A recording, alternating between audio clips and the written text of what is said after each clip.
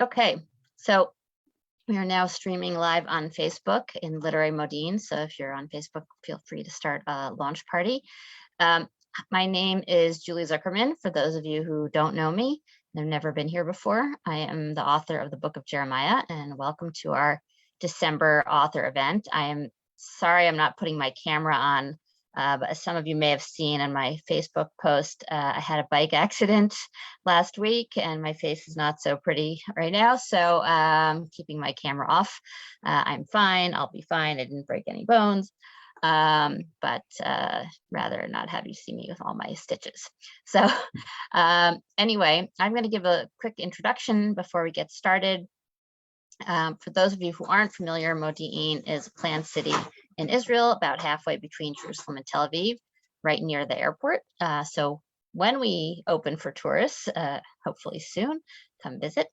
Literary Modiin started back in 2019 as a way to bring local Israel-based authors to the large community we have here of English readers and English speakers. We held a few in-person events, and when the pandemic hit, we switched to this virtual format, which allows us to hear from authors and welcome attendees from all over the world. Today's event is our 19th, and I believe this is the farthest or the widest geographic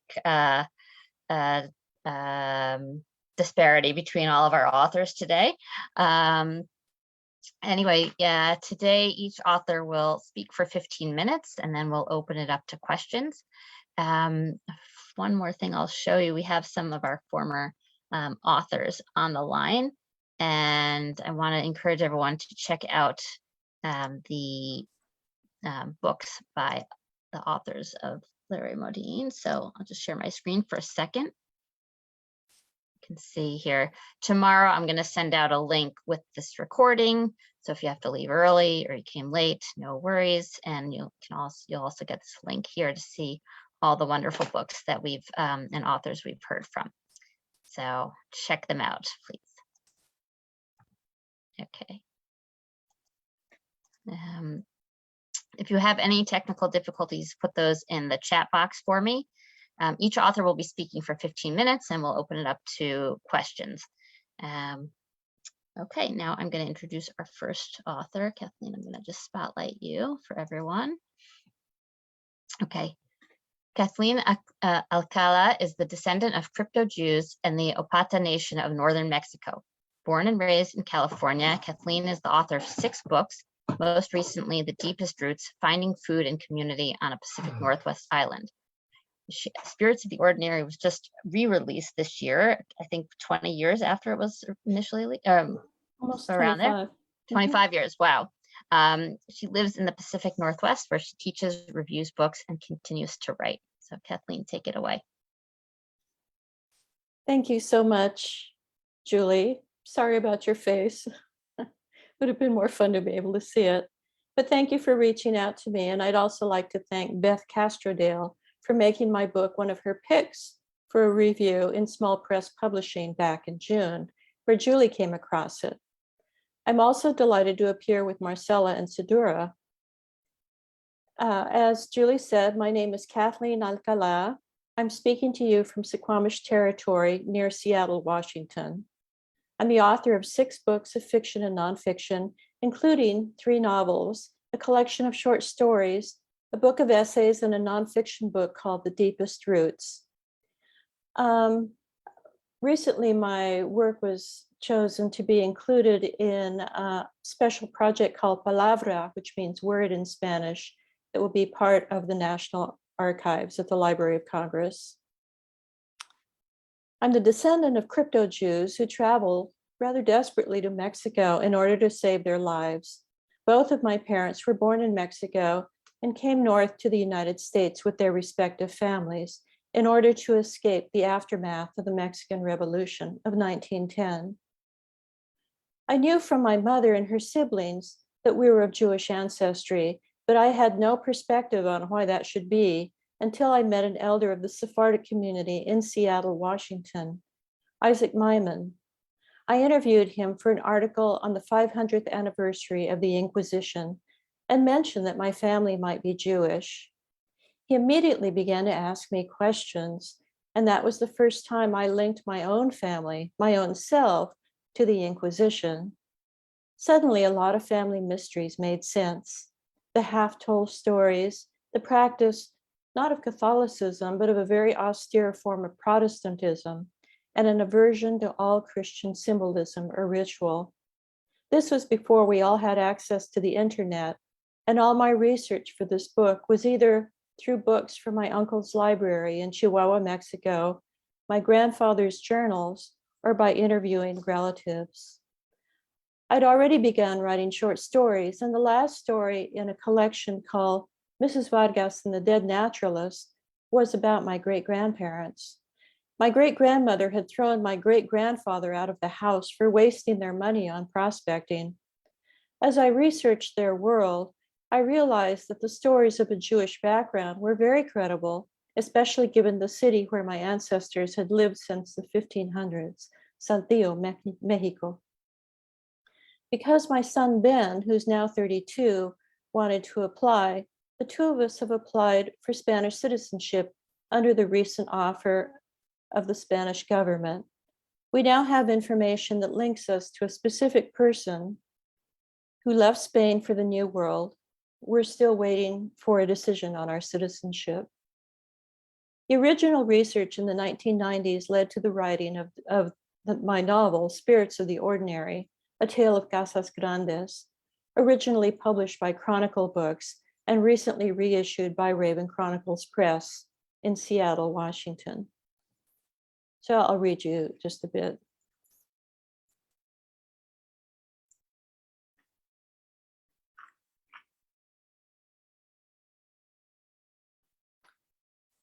The book takes place in the late 1800s, early 1900s.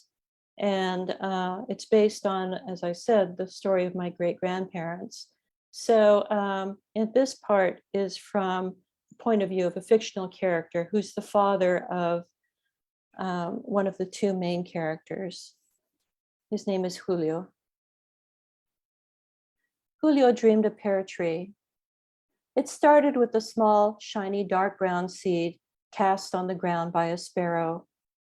The seed burrowed its sharp end into the earth and sprouted and took root in the fertile, if rocky soil, sending twisting shoots into the air until a small sapling stood upon the uneven ground. Unrelenting sun beat down upon it, shriveling the sparse grass that had protected the seed. This was followed by torrents of rain that washed away the rich, nurturing soil, the mindless, fumbling insects, the microscopic roots that the dead grass had left behind.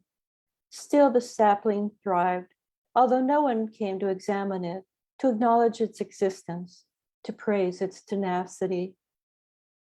After the tree was 3 years old, someone came and pruned its branches, cutting away those turning inward, leaving only those turned out. The tree was now enclosed on one side by a low rock wall, and as it grew, its branches leaned out over the wall and seemed to see the countryside beyond.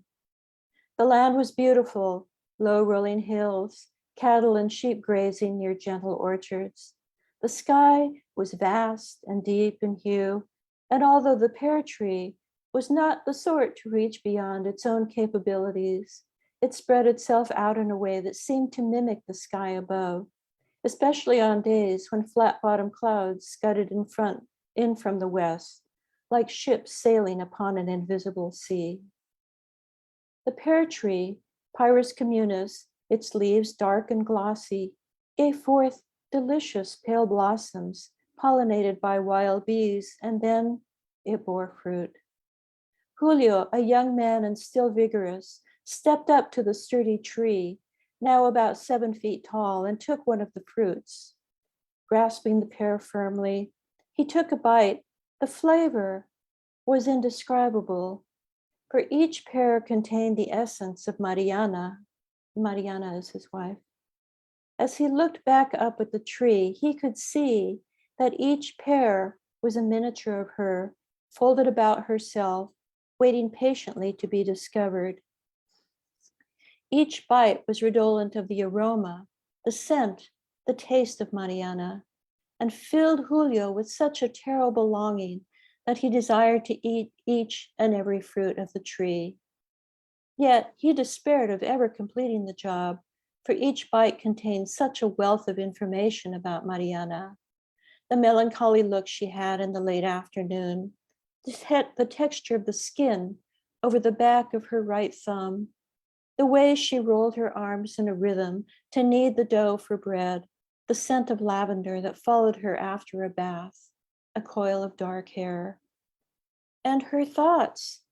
The pair contained at last a way to understand Mariana's thoughts. Julio was dumbstruck at the things in her mind, the percentage of sunlight that permeated the kitchen on a given day of the year, the number of birds that flocked to the fountain, the exact hue of green that was her favorite among the foliage of the garden, a green found only on the underside of the dagger-shaped leaf of a certain lily, the feel of the cobblestones under her shoes as she walked into town. Julio realized, having taken that one bite of that one pear, that if he continued to eat the pears, even this pear, he might find what she really thought of him and of their son, and he longed for this and dreaded it at the same time. For who truly desires to know another's thoughts, even one so close and dear? What if the truth were ever so slightly different from the perception, yet different enough to cause despair and devastation of the heart?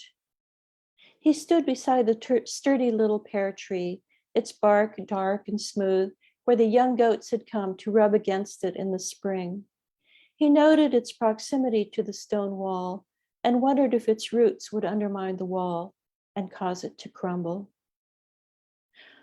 Just at that moment, Julio awoke and heard very distinctly in the courtyard outside another bit of stone wall work itself loose and fall.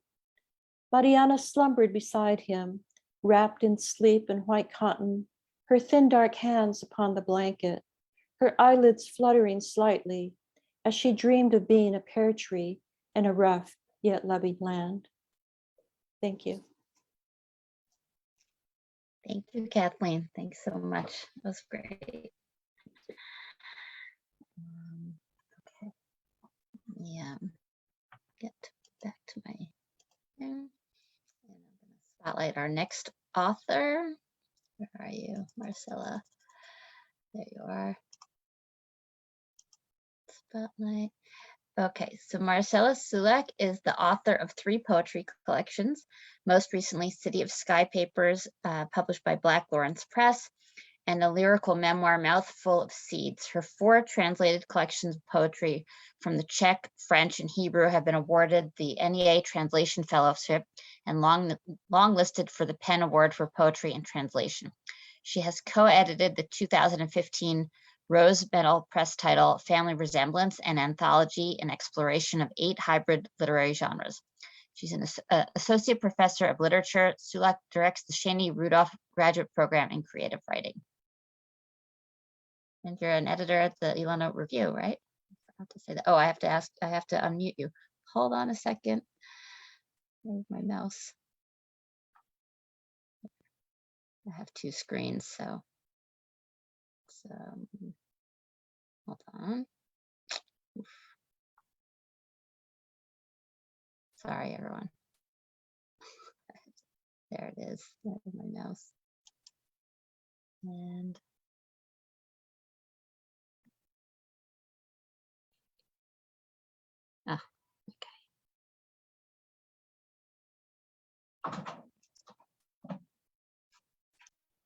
Great.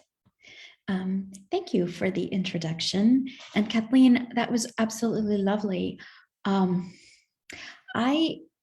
One of my lives, I worked as a research assistant in Venezuela, in Caracas, researching the 500-year history of the Sephardic Jews of Venezuela. So I'd love to speak to you privately at some point. I would also probably like to share my screen if that's going to be a possibility. Since I'm reading some poetry, I want to talk through some issues with you while we're reading. let me just allow you to do that. Okay. Okay. Yeah. And I'm going to show you the cover of the book City of Sky Papers. Now, sometimes Garrison Keillor does say something that's really nice, and he said, time was invented so that everything wouldn't happen all at once, and space was invented so that everything wouldn't always happen to me. And this book, as you see, I think this is not Tel Aviv. I think this is a Belgian cover artist, but it kind of captures the sense of living in Tel Aviv in a way. You have these incredibly expensive and inexplicably ugly high rises or low rises, it doesn't matter. And they're very close together. And so you always are aware of your neighbors at all times. And yet there's a certain lightness and a certain loveliness that this book is trying to capture. This book is about many different kinds of time and many different kinds of space.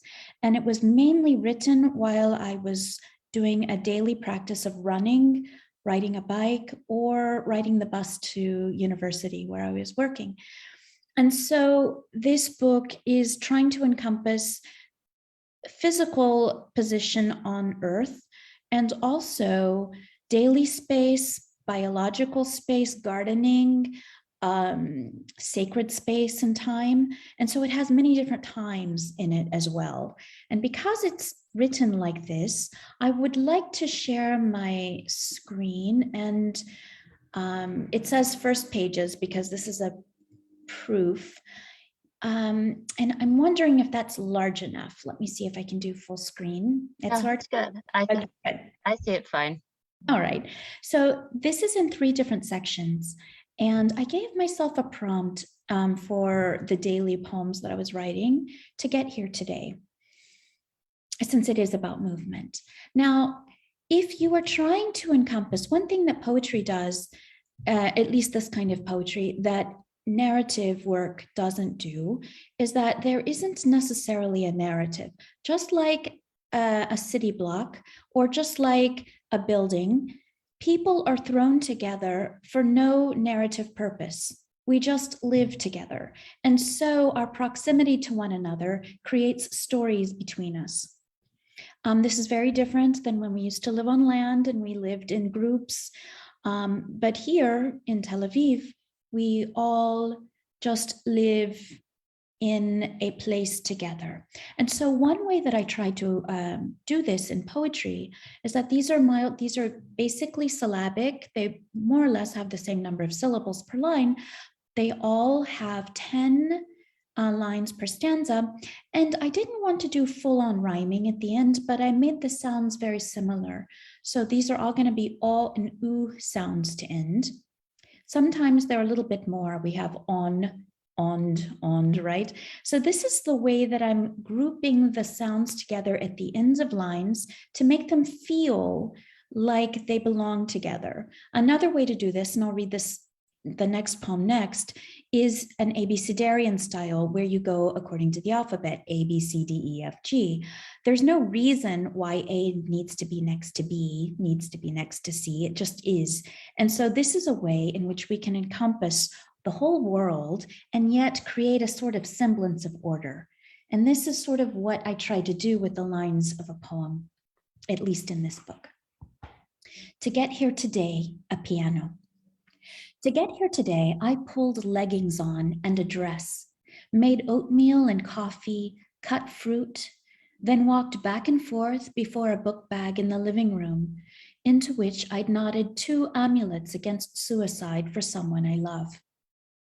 A flat stone Carl drilled a hole into before he died, having lived in the school janitorial closet in lieu of a nice monastery cell because of the communist government, and which I'd found escorting 40 Czech children up and down the coast of Spain, and a black round of coral my ex-boyfriend's mother had given me after she lost her other son, and ran to the bus with them in the gargantuan Norton Anthology of American Literature, smaller 7th edition, because I'm teaching Fitzgerald. and a dream of a common language because I couldn't seem to find my Audre Lorde, and I wanted to send her something beautiful and surviving. Not something that dwelled only on the pain, but that explored a way out. Someone who knew, well, to kill oneself doesn't require, though, a disaster, what pain can do. No books composed by suicides, no Deborah Diggs, no Paul Celan. To get here, I walked to the bus stop, planning how and when to explain where babies come from my child's already asked, and I thought, I'll tell her in the summer, for I'm a single mother. To get here today, I lined my eyes with dark sky and filled in with moss green, and in the crease, stone. In the street, I realized my leggings were on inside out. I quartered a kiwi and halved a passion fruit, for I love the feel of infinity in the sandy crunch of seeds, and the viscosity of the other's jelly reminds me of the frog egg clouds we used to collect as children in the pond in Texas. We'd slide them into the clawfoot bathtub that sufficed as a cow trough, caress them saying caviar, by which we meant luck and money. The stars that hung over the house in the dark, and which I'd not had in ages. Today I rode the number 56 bus down Derek HaShalom to Aleph Sadeh, and just past the stop where the soldiers get off, I noticed someone had painted the white wooden slats of his fence black at even intervals, turning his privacy into a piano again. Now, sometimes I have internal rhymes, but you probably don't notice them because I just want the piece to feel like it belongs together, even though a lot of the elements are rather disparate. But this is really how we experience life, right? We see things and they remind us of our childhood or other things that we need to do that day. Now, you might want to close your eyes so you don't get whiplash, but I'm going to go to the end of the book because I want to show you the abecedarian that I was talking about. And I wanted to show you also a little bit more about Tel Aviv. When I was researching this piece, I realized that, well, on the one hand, every time you go to Jerusalem on the bus from Tel Aviv, you pass over this hill. And the hill is a trash, it's a garbage dump that's now turned into a park. And when I was researching garbage, because every few days you would have the Tel Aviv municipality garbage and waste management collection, I realized that Tel Aviv is the second most wasteful city, and Israel's pretty wasteful as well. South Korea is the largest waste, and most of the waste is food. And so I decided to do a piece about this, and this is an abecedarian. So 4 is the word that every line starts with, so it's also a litany. But we have A, we have B, we have C.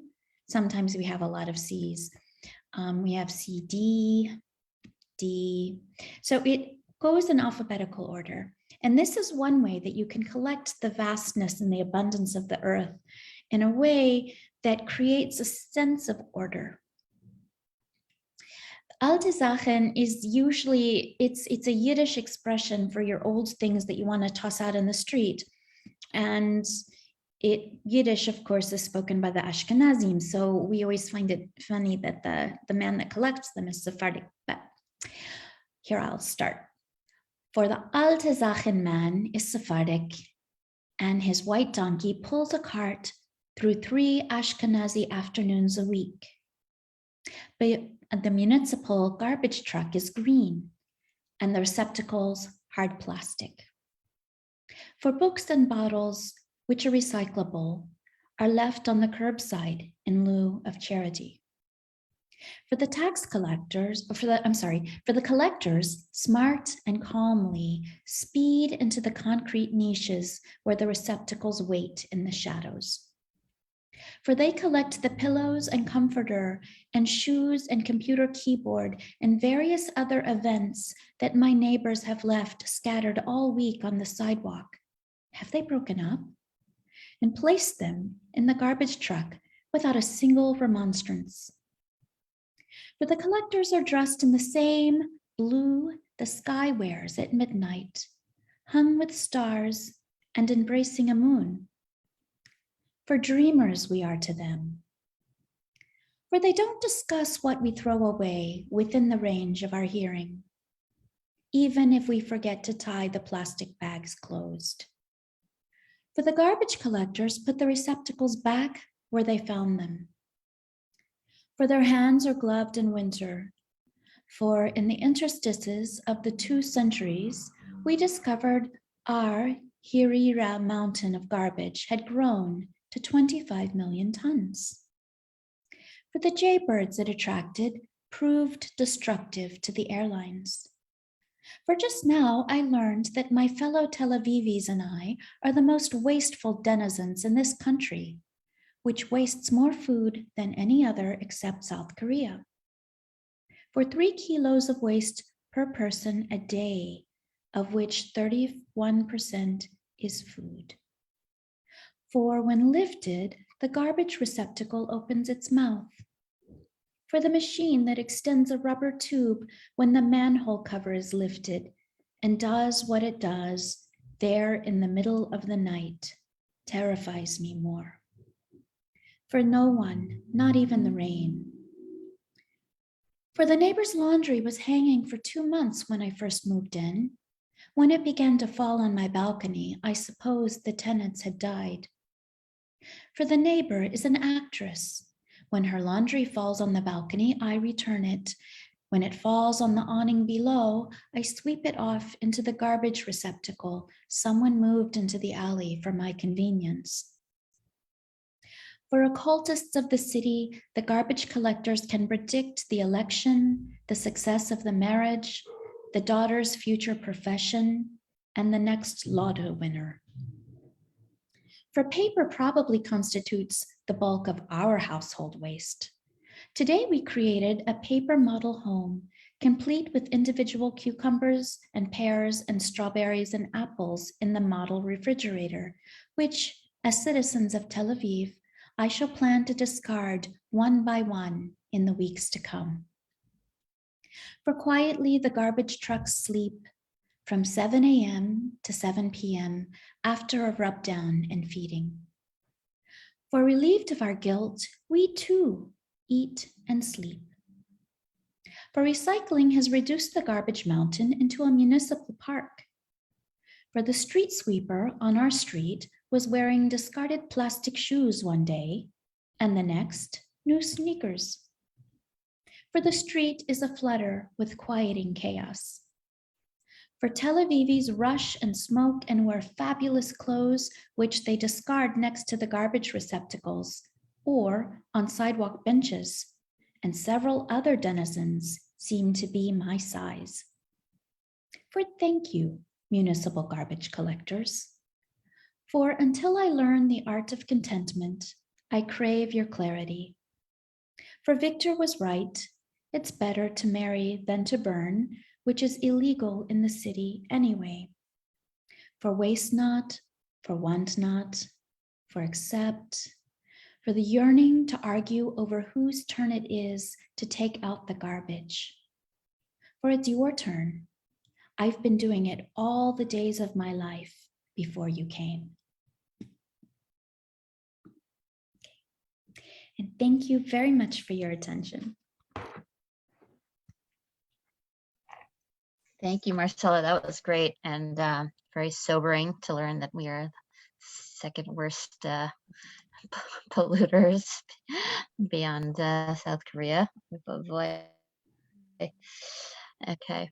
Sidura, let me unmute you. Hang on. I think I'm unmuted. You're unmuted. You're unmuted. Okay, wait. I'm going to replace the spotlight. Sec. Okay, so Sidura Ludwig is a novelist and short story writer. Her collection of short fiction, You Are Not What We Expected, is published in Canada and in the US by the House of Anansi Press. Her novel, Holding My Breath, was published by Key Porter Books in Canada and Shia Earhart Books in the US and Tyndall Street Fiction in the UK in 2007. She was a finalist for the Carol Shields Winnipeg Book Award, as well as a runner-up in the Little Bird short story contest judged by Eddie Esubian. She is currently this is an old bio. I just realized as I'm reading it. Okay. She has an MFA in writing for children and young adults from the Vermont College of Fine Arts, which seems to have a nice relationship with all the Israeli writers here. Sidura lives in Thornhill with her husband and 3 children. And I should say that You Are Not What We Expected just won a major Canadian Jewish Literary Award, right? I forget the name of it now, but you'll tell us. Yeah, it's thank you. Thanks, Julie, and thank you so much to Marcela and Kathleen for those gorgeous readings. I mean, just beautiful, and especially Marcela, I really appreciate how you took us through the writing of the poetry and how the shape of the poetry plays with the language. I'm working a lot these days on picture books, and so I'm particularly interested in the play with language. And also, I'm working on a middle grade novel that's written in verse. So one day I'd love to chat with you some more about that. So You Are Not What We Expected. Thank you, Julie. It just won the Vine Award, the Vine Book Award for fiction. The Vine Awards are Canadian Jewish book awards that are awarded to a number of different categories, and mine won in fiction a couple of weeks ago, so that's been very exciting. I would like to start. I'm going to read from one of the stories, the first story called The Flag. Just to give you a bit of background, You Are Not What We Expected. All the stories take place in Thornhill, which is a suburb in the Greater Toronto Area. For those of you not familiar, it's where I currently live, and we've lived here for 14 years now.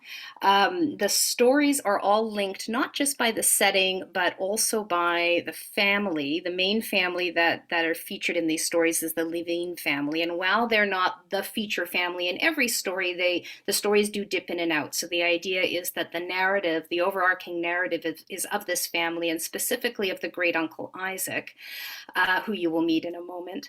And then the other stories that make up the collection are the neighbors and the friends of this family, and through them we get a better sense of the family story as well. It's called You Are Not What We Expected, which is one of the stories in the book, because I realized when I was conceiving it as a collection after I had done a couple of drafts and trying to figure out what was the thread that was pulling all of these stories together. They're all stories that are about people who find themselves in positions they did not expect to be in. And that's the crux of the story. That's the movement of each of these stories. So I am going to read to you from the first story, The Flag. And here we go. Isaac would like people to understand that the world has rules, and that these rules should not be ignored. You should not kill another human being. You should not steal. You should make an effort to look after your community and help it to flourish. And you should never, not under any circumstances, fly one country's flag underneath another's. It's degrading, he's yelling at the man with the black velvet skull cap. It's disrespectful. I can't even stand to look at what you've done. You want to honor Israel, but you've done just the opposite. The man, the principal of the very school Isaac has barged into, is nodding his head politely, albeit with his arms crossed in front of his chest, his back very straight, feet shoulder-width apart. As Isaac berates him, the principal wonders if now is the right time to organize proper security at the school. Don't ask how Isaac, elderly, short, inconspicuous, managed to just walk right into this building. Other schools in this predominantly Jewish neighborhood just north of Toronto have elaborate security checks, offices positioned right by the front door, secretaries with panic buttons, security guards out front. But Isaac was just out on his morning walk. He was just taking the route he always takes, past the brownstone townhouses, past the strip mall filled with kosher shops, a bakery, a pizza parlor, past the Lubavitch Community Center, and then past the houses on the boulevard, which are starting to look tired from all the children who live in them. Tired the way a favorite t-shirt gets frayed and faded on someone who, over the years, has put on 10 pounds. He walks past all the bicycles and scooters, the double strollers parked on the narrow front lawns, and then passes this school, of which he never took notice until today. On the flagpole, there are 2 flags instead of 1, and the Israeli flag is flying below the Canadian. The principal takes a breath when Isaac appears to have paused. Every year, the week of Israel's birthday, we fly the Israeli flag in its honor, he says. Many of our graduates go on to make Aliyah. We proudly support Eretz Yisrael. So invest in another flagpole, Isaac yells. We'll take your suggestion under consideration. The principal places his hand on Isaac's shoulder, leading him to the front door. No, you won't. You're going to ignore me. You know, there are 193 flagpoles in the United Nations. This is about international law. One of the teachers, a young woman in a knit beret and an ankle-length denim skirt, has stopped to watch the commotion. Rabbi, she says, her voice quiet but shaking, should I call security? The principal shakes his head. They both know there is no security. They would have to call the police, and Isaac, while certainly irate, is hardly threatening. The gentleman was just leaving. I'm still waiting for an answer, Isaac bellows. Before today, he never knew the strength of his own voice, understood the power of his words. He feels like an opera singer, a baritone reaching his climax, his mouth wide open, his hand outstretched and then clenched as he comes to his resounding conclusion. And yet he doesn't want to finish. He could argue like this all day. You're a caring man, the principal says, opening the door, pushing Isaac firmly but gently through the doorway into the spring air, cool against his hot face. Really, I appreciate you bringing this to our attention. And then, before Isaac can say any more, the door is shut. The principal locks it, making a note to send a memo to all staff that the front door must be locked at all times until further notice.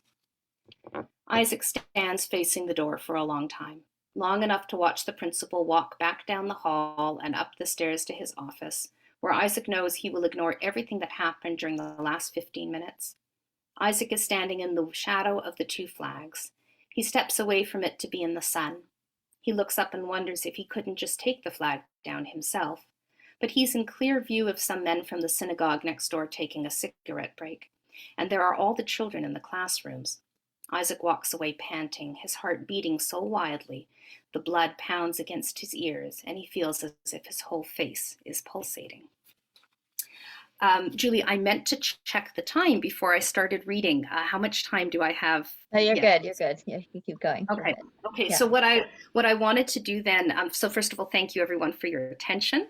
What I wanted to do was talk a little bit about the conception of this book and a really important lesson that I learned in rejection in terms of how this book came to be. So I don't know if you noticed, but when Julie was giving my introduction, my first book came out in 2007, and this book came out in 2020. So you can do the math. There's a lot of time in between those 2 books. I had an expectation when my first book came out, and I guess I was relatively young now that I think about it. I was about 29 or 30 when that book came out.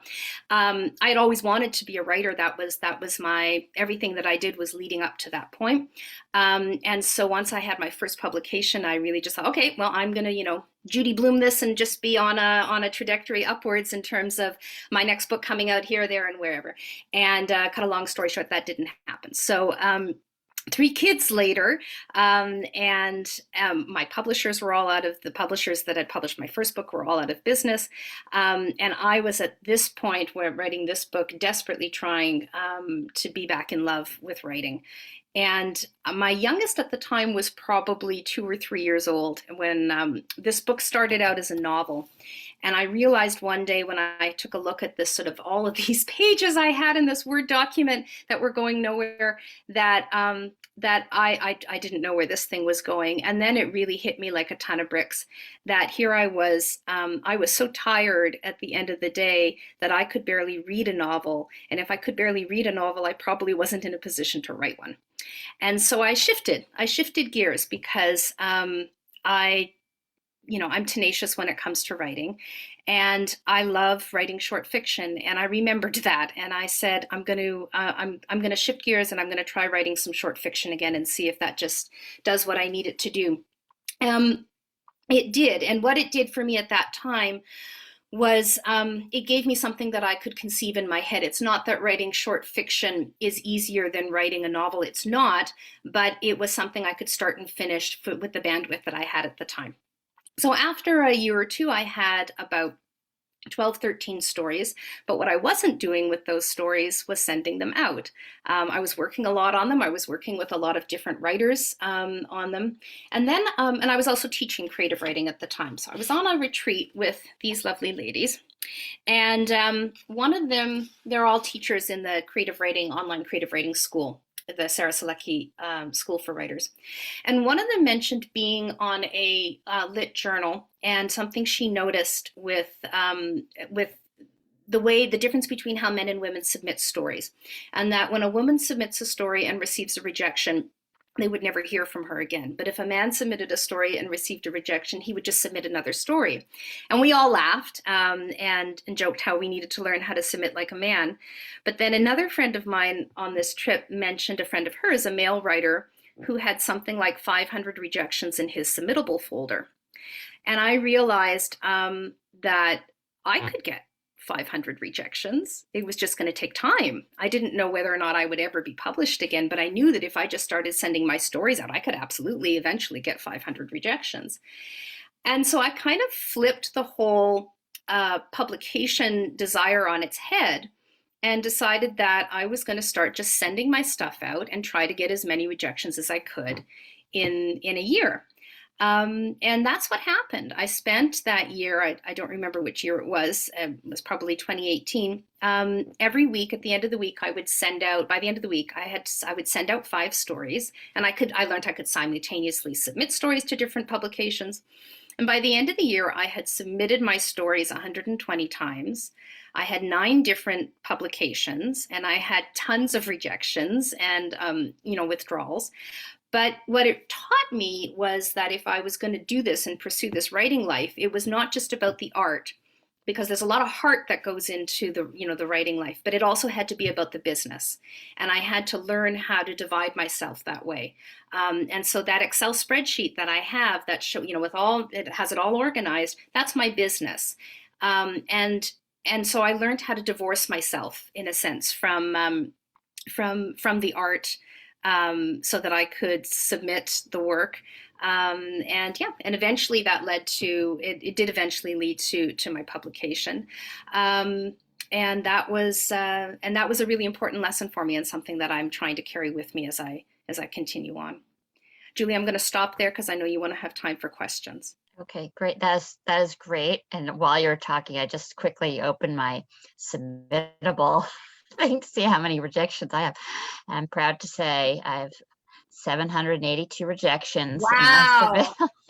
And my spreadsheet is is crazy long, like thousands of lines long.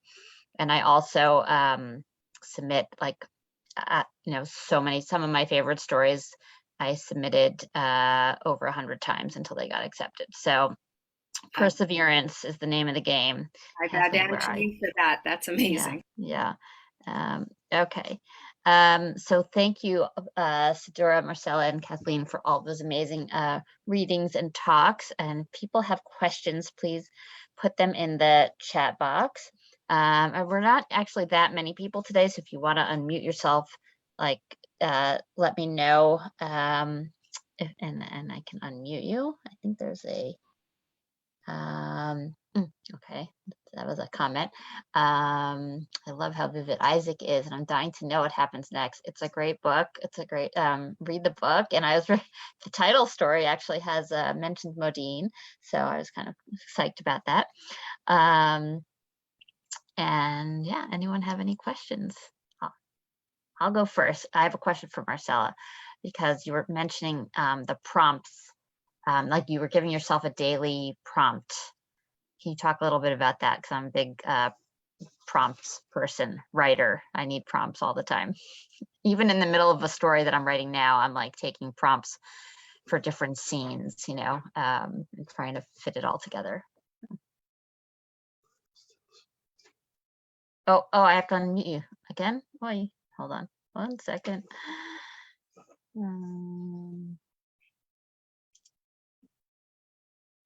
Okay. Great. In a way, it's a bit funny because I'm the worst person with prompts. If somebody gives me a prompt, I spend most of my time figuring out why I can't do that prompt. I hate them. And so sometimes my students will complain that my prompts are actually not helpful because they're like, do this, this, and this, except if you prefer to do that, then do that, or don't do any of it. And so those are my prompts. Now, when I give myself prompts, this one to get here today was the prompt I gave myself just because every day I wanted to explore what that really means. Where is here, right? What is today? What's to get there? And so each of the poems kind of took me through a different phase in that, and that one I hung on to. But most of the time, the kind of constraints I give, because prompts are really about constraint. They're about a way to channel your mind so you can write about what you really want to write about without overthinking it. So if you have a prompt, you can say, fine, I'm going to write about my bicycle, but you're really writing about how you're upset with your mom that day, or how you're trying to figure out what to do with your daughter, or, which shoes to buy. So you can occupy your editorial mind with the prompt, and then your creative mind will work. And you guys all know that. So one of the things that I started to do in lieu of that particular prompt is to give myself a formal constraint. So a lot of times I will write a diary and I will write just anything that comes to my head. I don't care. And then I'll say, fine, now I'm going to break it all up into lines of 10 syllables each. And if you do something like that, it kind of turns the idea of prompt on the head. You can write anything, but the revision is when you're actually writing, because when you have to get rid of words, you really start to prioritize what's most important to you. And I kind of like those kind of prompts better. All right, so I'm just gonna write anything I want, but everything has to rhyme. Okay, that's another nice one. You can later on, and sometimes I do this, sometimes I'll have beautifully rhyming syllabic verses that I'll then take and I'll crush into a paragraph so you can't even tell.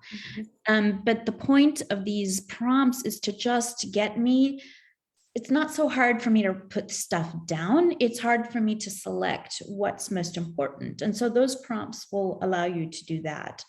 So that's another way of thinking about it. And poetry is really useful for that, but you can do that also with prose. Another prompt that's very nice is just to write one sentence and don't stop and just keep the sentence going. That's another nice prompt. And I know you all probably do that one as well. Yeah. What about you guys? Do you have any prompts? Well, I had a question, which is, I think, for both of you, in part because it applies to what I write too, is that there's a very strong sense of place in both of the excerpts that you read to us. And so, for example, Marcela, when you're writing and you're eliminating words, do you find that you have a preference to keep words in that specify place? The words that I keep in are words that you just can't replace. They're not adjectives. They usually are verbs and they're nouns. So in a way, yes. Because most of the time when we use adjectives, you can use an adjective for all kinds of things. But if you're describing the color, unless it's a color, right? If you're describing the actual thing that's in front of you, the neighbors that are arguing, the flowers that you pick out to give to the neighbor who is crying, those are very particular things. And as we all know, the more particular you are, the more universal you can be. Right, exactly. How about you, Sidura? Because I've never been to Toronto. If someone could Sidura's unmute, muted, and she needs to be muted. Oh, you need. Sorry. How did that happen? Okay, there you go. I haven't been to Toronto. I haven't been to that part of Canada, but I got a very strong sense of place just from that. You want to talk about that? Yeah, thank you. One of the things I've been thinking about lately with this book, also with my first book, and I think the way that I often approach writing, is the idea of setting as a silent character. And many people, after reading this book, especially those who are familiar with Thornhill, have commented in how the setting is like another character in there. And I think that so much of our stories they have to be rooted in place. The place is not place is not, it's not an accident. You know, someone asked me, could this book have taken place somewhere else? And possibly, but I'm not familiar enough with other, you know, I'm familiar with certain communities. I know that it couldn't have taken place in Winnipeg where I grew up.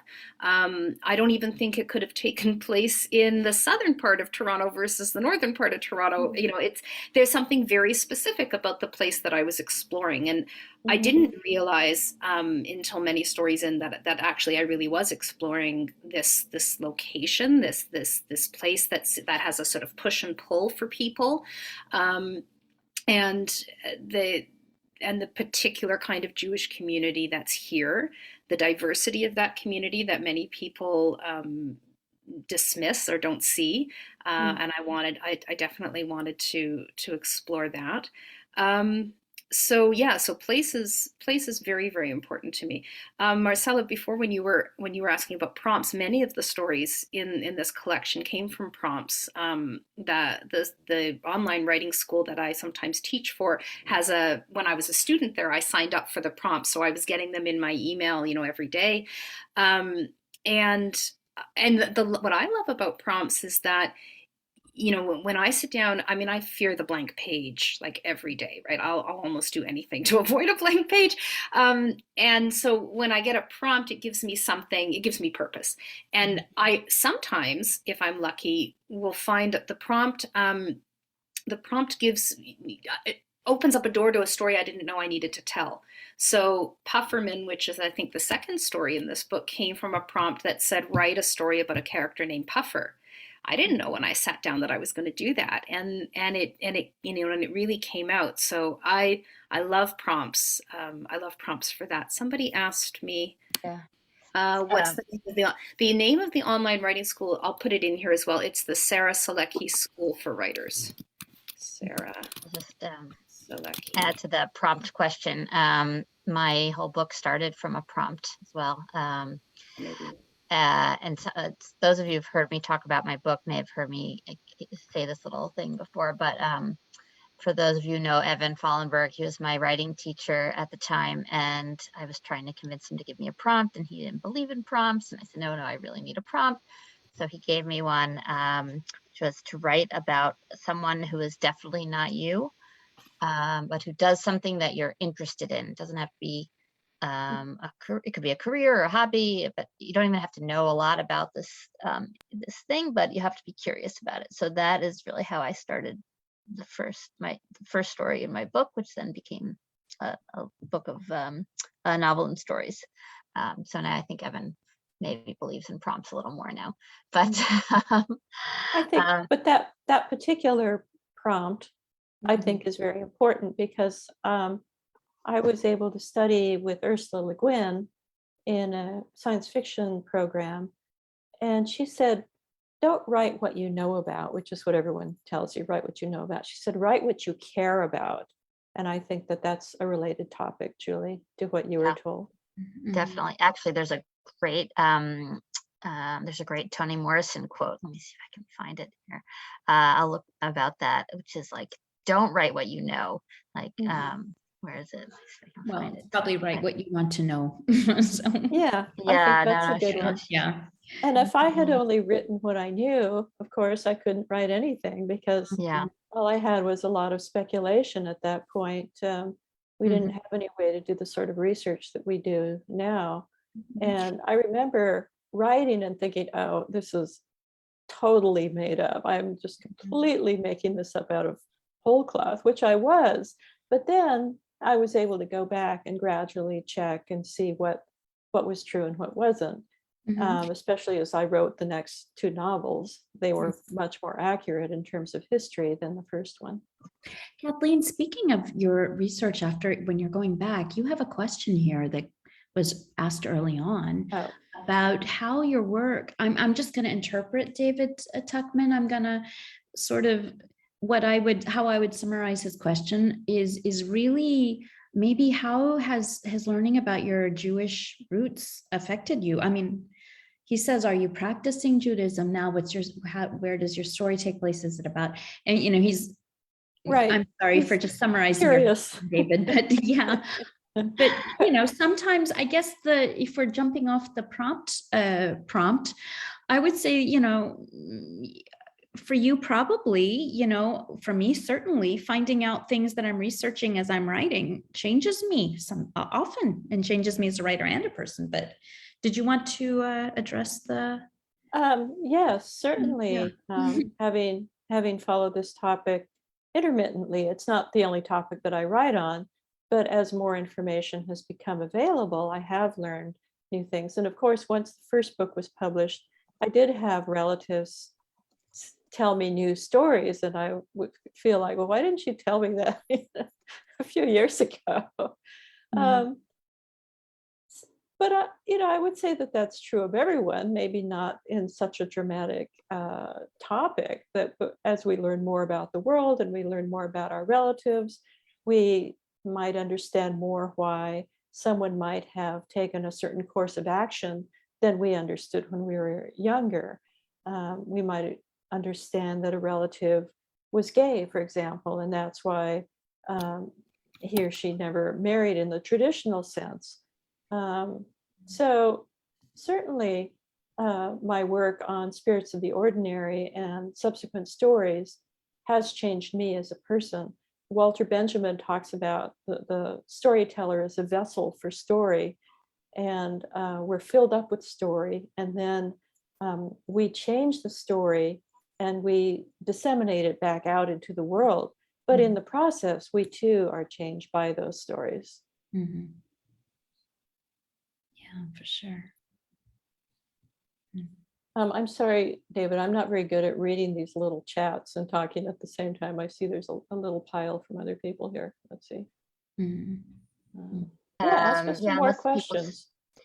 Anyone else have other questions? I found the Toni Morrison quote. I'll just read it while you're all thinking of more questions. I tell my students when I begin a creative writing class, I know you've heard all your life, write what you know. Well, I'm here to tell you, you don't know nothing. Do not write what you know. Write about a young Mexican woman working in a restaurant who can't speak English, or about a famous mistress in Paris who's down on her luck. They really do well. They write way out of the box. Once you open that door and say, I don't want to hear about your grandmother. Forget that. Let's go somewhere else. So I love that quote.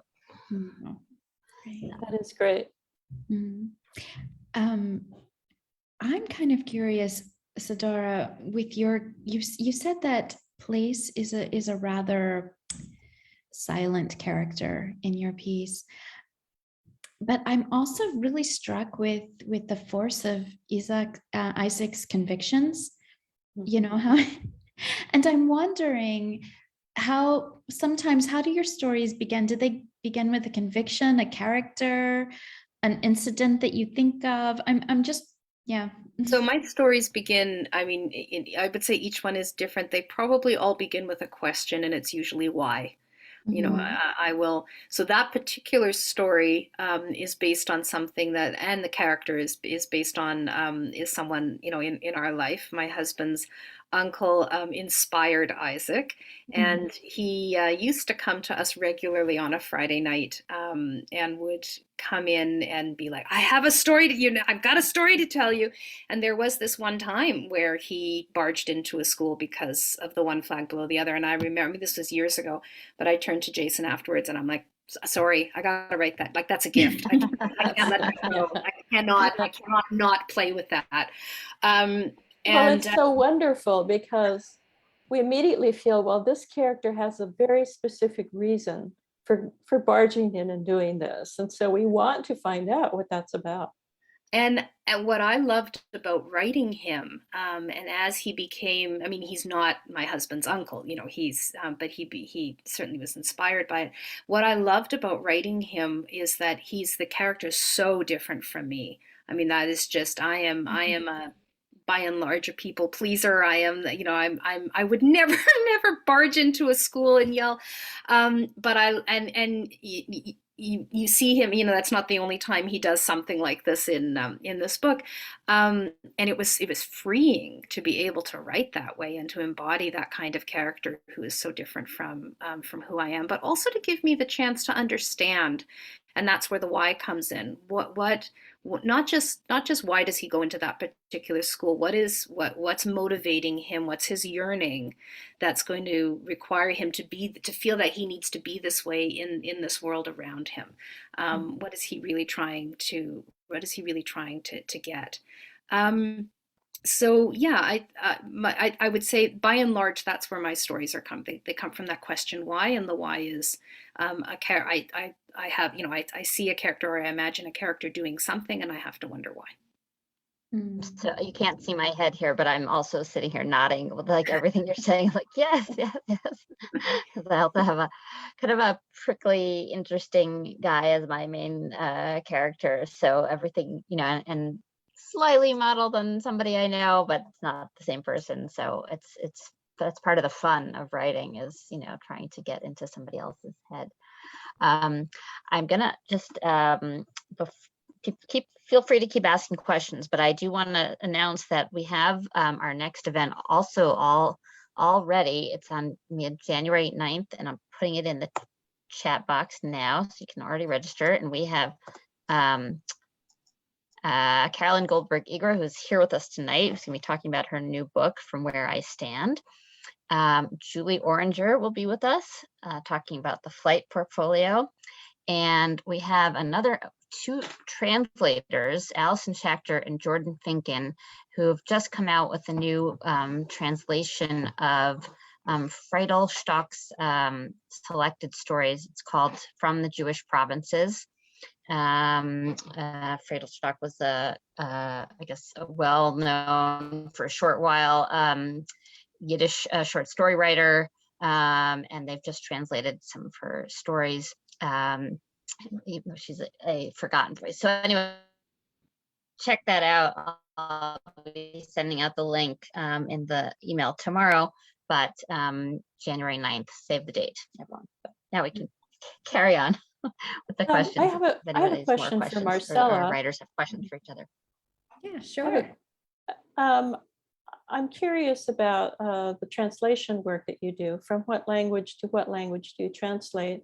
And I got interested because, of course, most of the material that I work with is in Spanish. And so, and even some of my memories are in Spanish. And so I have to figure out, how do I put this into an English context? How do I translate this experience, not just the words? So I'd love to hear your experience about that. Well, I grew up in a very multilingual area. I grew up in South Texas, and I was, my father's a first generation. My parents are both first generation. My grandparents come from Czechoslovakia was then. And so in my town, everybody spoke either Czech or Spanish, and English was a lot of people's second language. Not mine, I spoke English as a first language, but I grew up hearing those two languages around me like all the time. And even our wedding songs are combinations, they're sometimes Czech Spanish when people started intermarrying. They didn't do that for a while. Oh, that's so interesting. So a lot of times I came with these stories, that were retold because my grandparents and my father, amazing storytellers, and they had stories about everything, about the shovel that was found, moved from where they left it, and the old man that came to, and so so I started translating Czech fairy tales, and a lot of the fairy tales felt really familiar to me. The witch who was going to come get you if you weren't good, that lived in my uncle's room, and and I guess the translation didn't feel that foreign because it was I felt like it was the earth, so it didn't feel like translating into English wasn't really that weird. Since I was speaking English, I mean, the family would speak Czech if they didn't want me to understand, which is, of course, is why you learn the language, right? Right. And best way to learn. And if you grow up in Texas, you learn Spanish. That's the only foreign language that's offered in school anyway. So you learn it, and then, so I started to translate German out of hate because if you're from a certain area, you have a love-hate relationship with German. And I absolutely adore the language, but it helped me to learn Yiddish because Yiddish wasn't I learned it through German. And I have to say, in Hebrew, I started to learn when I was here. I started to translate to help me remember, because I could do the prayer book. I could yell at my daughter in Hebrew, but I couldn't really, so I needed Hebrew. I needed to start translating things that could help the words stick in my head. That one is a little bit weirder because I was a little older when I came to it. And, but in terms of positioning yourself, you take on different personalities when you're living in different languages. They're very different, and your relationship to the world is very different in different languages. And so it's been a very interesting and beautiful experience. The memoir that I did, the book before this one, is called Mouthful of Seeds, and it's a memoir of a translator, especially a single mother, a religious convert, because I converted, an immigrant translation, and a farm, because I grew up in a farm. So I've always been interested in the earth and the things that grow out of it around me. And so, yeah, that's the memoir, Mouthful of Seeds, and it's all about that. Yeah. Great. Have you started to translate? Yeah. I've never translated for publication. I've translated for my own use. And again, because my mother's family from northern Mexico spoke a particular type of Spanish. And I remember visiting for the first time as an adult, and then coming back to the United States and telling my two older sisters, I understood everybody and they could understand me, which had not always been the case, but it's just a very particular relationship with that language. And then later, after Spirits of the Ordinary was written, and then 2 more books about that time and place, people would come up to me and say, I haven't heard that phrase in years. And it was in English, but they recognize the source of it in Spanish. And once in a while in the books, I just leave them in Spanish because, of course, as you know, they don't translate. Some things just don't translate. But the people, if you can present it in the context of other words, people almost always can understand. And I do use readers once in a while just to make sure that a non-Spanish speaking person can figure out what's going on. I've never had the nerve of Cormac McCarthy to do an entire conversation in Spanish as he did in All the Pretty Horses, but there are phrases. Yeah. How about you, Sidura? I was just thinking how much I admire the two of you for being able to live in multi-languages in that way. I'm a 3rd generation Canadian, so my grandparents would have spoken Yiddish for my parents not to understand. That's how far removed I was. My great-grandparents that came over to Canada from Russia. So that's how far removed I am from, I learned some Hebrew in Jewish day school and some French, but not enough to to be immersed in it from a community perspective. But one of the things the pandemic showed me, when everyone had to go online, and at the very beginning when my kids were learning online, my youngest was in grade 2, and we learned that I would have failed grade 2 Hebrew because I had to become his grade 2 Hebrew teacher, basically. And it was awful. It was me and Google Translate. It was terrible. So I'm very proud of my kids who have a much better grasp of Hebrew than I do, and I send them to Jewish day schools so that I can not understand when they're talking to each other. And in fact, my oldest is a real lover of languages, and Hebrew is fantastic, and he'd like his French to be that way as well, and then possibly to even pick up a 4th language later on. So that's great. It's something I do feel that I'm missing in my own life, but happy to say that I hope I'm providing it for my kids. Good. Yeah. Great. Okay, I think we're probably going to wrap up unless anybody has any other questions or authors have more questions for each other. I actually have one more question for Kathleen, which is how was it for you to re-release the book? So 25 years after it first came out, like how did that happen? Oh, well, I'd been thinking about trying to get it republished. And when we went into quarantine during the pandemic, I wrote to Chronicle Books to see if I could get the rights back, because even though rights are supposed to revert to you after it's been out of print, you have to ask for them. And Mhm. so they said, we're all home hiding under our beds, so we can't find your contract. But if you can find your contract, we'll give you back the rights. And I'm sure they thought, oh, she'll never find her contract. But I have my contract. So I said, here it is. And got the rights back to my 3 novels that were published by Chronicle Books. So I've worked for many years with a magazine called the Raven Chronicles, and we always thought of it as something more than just a print magazine. It incorporates a lot of artwork, a lot of diversity in its contributors, a lot of other languages. And the managing editor decided she was tired of publishing a magazine, and so she made it into a regular press. So I said, oh, well, good. Well, why don't you publish my book first? Because you can make all the mistakes of a beginning publisher and I won't kill you. We'll do this together. So that's what happened. And it's been really delightful because I'm able to use cover art by a painter here in Seattle who I know, Alfredo Areguin, and went ahead and secured the rights to 2 more paintings by him in case I bring out the other 2 novels again. And the nicest thing is it's gotten reviewed again by all these people, many of them who were probably, were barely born the first time it came out. So I'm really grateful to have it. And also people know what a crypto Jew is now. It was such an exotic alien idea at the time that I would say most Jewish people had no idea what I was talking about. And honestly, until I was a young adult, I thought only our family, our particular family in the entire world had this background. So that turned out not to be the case. Wow. Wow. That's great. Well, I hope you do bring out the other 2 books. That would be great. Oh, thank you.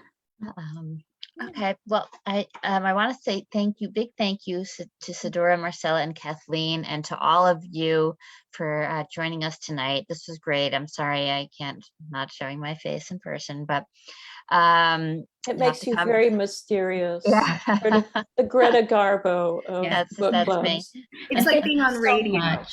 Right. This was so much fun, Julie. Thank you. Yes, I thank you really for enjoyed listening inviting to all us. of you, and I hope our audience found this as inspiring as I did. And tomorrow I'll be sending out the link with the recording if you missed any of this, as well as info on how to buy their books and all that. So thank you very much, and hope to see you next month on January 9th. Bye, Thank everyone. you so much. Have a Bye. great Thank day you. or Bye. night wherever you are.